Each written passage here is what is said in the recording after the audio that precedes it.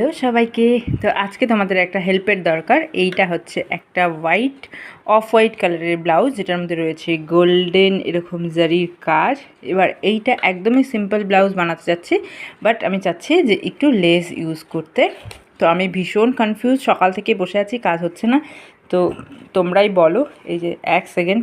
তো এই যে দেখো, এটা হচ্ছে নেকের ডিজাইনটা, একটু ডিপ শেপ করেছি। তো এবার বলো যে এইটার মধ্যে এই লেসটা বেশি ভালো লাগবে, এই মোটা লেসটা বেশি ভালো লাগবে, নাকি এই সরু লেসটা বেশি ভালো লাগবে? এই যে দেখো, এটা বেশি ভালো, দেখতে পাচ্ছ? এই যে এটা বেশি ভালো লাগবে নাকি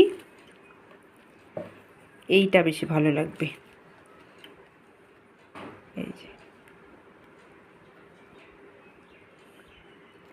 এইটা বেশি ভালো লাগবে। তোমরা প্লিজ আমাকে একটু কমেন্ট করে